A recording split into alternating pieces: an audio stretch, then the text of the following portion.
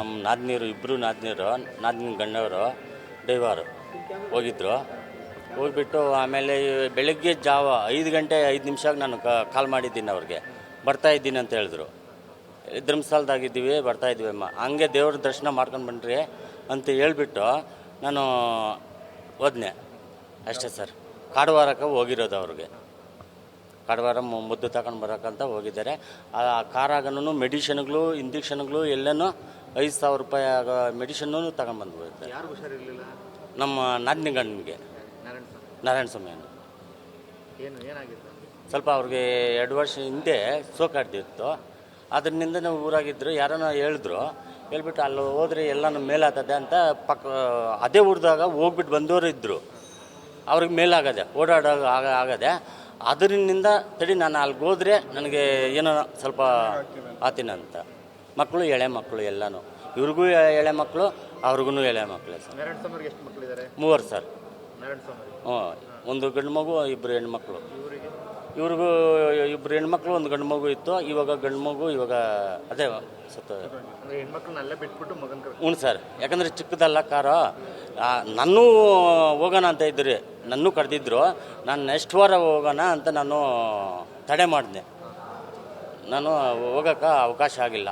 Next ಶುಕ್ರವಾರ ಹೋಗೋಣ ಅಂತ ಹೇಳಿದ್ನಿ. ಈಗ ನೀವು ಹಂಗಾರೆ 5 ಗಂಟೆ ಕಾಲ್ ಮಾಡಿದ್ರಾ? 5 ಗಂಟೆ ಮಾಡಿದ್ನಿ ಸರ್. ನಾನು ಬರ್ತಾಯಿದ್ವಿ ಮಾವ ಅಂತ ಹೇಳಿದ್ರು ಅವರು.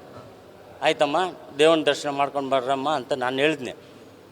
ಅಷ್ಟೇ ನಮಗೆ ಗೊತ್ತಾಯ್ತು. ದೇವ್ರ ದರ್ಶನ ಕುಳ್ಕೊಂಡಿದ್ರೆ ಹಾಂ, ನಾನು ಇವತ್ತು 5 ಗಂಟೆ 5:15 ಎದ್ದು 4:15 ಎದ್ದಿದ್ದೀನಿ ಸರ್. ಅಷ್ಟೊತ್ತಿನಲ್ಲಿ 5 ಗಂಟೆಗ 2 ನಿಮಿಷದಾಗ ನಾನು ಕಾಲ್ ಮಾಡಿದ್ನೆ. ತಡಿ, ಇವಾಗ ಎಲ್ಲಿ ಬರ್ತಾ ಇದ್ದಾರೆ ಏನು ಎಲ್ಲನ ಆಲ್ಟಾನ ಇದಿಲ್ಲಿ. ರಾತ್ರಿ ಮುರುಡೇಶ್ವರಾಗ ಇದ್ದರು, ಊಟ ಮಾಡ್ತಾಯಿದ್ರು. ಬರೋವಾಗ ಏನೋ ಧರ್ಮಸ್ಥಳ ಆಲ್ಟ್ ಆತಾರೆ ಅಂತ ಕೇಳಿದ್ನೆ. ಆಮೇಲೆ ನೋಡ್ಕೊಂಡು ಬೆಳಗಿನ ಜಾವ ಫೋನ್ ಮಾಡಿದಾಗ ಬರ್ತಾಯಿದ್ವಿ ಮಮ್ಮ ಅಂತ ಹೇಳಿದ್ರು. ಹ್ಞೂ, ಕೆಡ್ತದ ದೇವ್ರ ದರ್ಶನ ಮಾಡ್ಕೊಂಡು ನಿಧಾನಾಗಿ ಬನ್ರಮ್ಮ ಅಂತ ಹೇಳಿದ್ರು. ಶುಕ್ರವಾರ ಹೋಗಿದ್ದಾರೆ ಅಂದರೆ ಹೆಂಗೋ ಹೋಗಿದ್ವಿ ಅಂತ ಒಂದು ಸಣ್ಣ ಟೂರು ಮಾಡಿದ್ದಾರೆ? ಇಲ್ಲ ಸರ್, ಎಲ್ಲಿಗೂ ಹೋಗಿಲ್ಲ ಸರ್. ಮುರುಡೇಶ್ವರ ದೇವಸ್ಥಾನಕ್ಕೆ? ಹಾಂ, ದೇವಸ್ಥಾನಕ್ಕೆ ಬರೋವಾಗ ಹಂಗೆ ಬರಬೇಕಲ್ಲ, ಗೋಕರ್ಣದಿಂದ ಅದೇ ರೂಟ್ನಲ್ಲಿ ಬರಬೇಕಾಗಿರೋದು. ಹಾಂ, ದೇವ್ರ ದರ್ಶನ ಮಾಡ್ಕೊಂಡು ಬನ್ನಿ ಅಂತ ಹೇಳಿದ್ರು. ಅಲ್ಲಿ ಊಟ ಮಾಡ್ಕೊಂಡಿದ್ದಾರೆ, ನೈಟು ಊಟ ಮಾಡ್ಕೊಂಡು ಅಲ್ಲಿ ಬಿಟ್ಟಿದ್ದಾರೆ ಸರ್. ಬೆಳಗಿನ ಜಾವ ಆದ್ರಿಂದ ಡ್ರೈವರ್ ನಿದ್ದೆಗೆ ಇದಾಗಿ ಸ್ವಲ್ಪ? ಇಲ್ಲ ಸರ್, ನಿದ್ದೆ ಅಂದರೆ ಇಬ್ಬರು ಡ್ರೈವರ್ಗಳೇ ಸರ್. ಏನು ಇವಾಗ ರವಿ ಅಂದ್ರೂ ಡ್ರೈವರೇನೆ, ಇವಾಗ ಬೇರೆ ಡ್ರೈವರು ಇದ್ದರು. ಅಕಸ್ಮಾತ್ ನಿದ್ದೆ ಬಂದಿದ್ರು ಅಪ್ಪ ನೀನು ಸ್ವಲ್ಪ ಹೊತ್ತು ಓಡಿಸು, ನಾನು ಸ್ವಲ್ಪ ಹೊತ್ತು ಓಡಿಸ್ತೀನಿ ಅಂತ ಹೇಳ್ತಾ ಇರ್ಬೋದು. ಹ್ಞೂ, ಯಾಕಂದರೆ ಇವಾಗ ಯಾರನ್ನು ಇಬ್ಬರು ಡ್ರೈವರ್ ಇದ್ದಾಗ ನನಗೆ ನಿದ್ದೆ ಬರ್ತಾ ಇದ್ದೆ, ನೀನು ಸ್ವಲ್ಪ ಹೊತ್ತು ಡ್ರೈವಿಂಗ್ ಮಾಡಬೇಕಪ್ಪ ಅಂತಾರೆ. ಇದು ಆಕಸ್ಮಿಕ ಆಗಿರೋದು ಸರ್.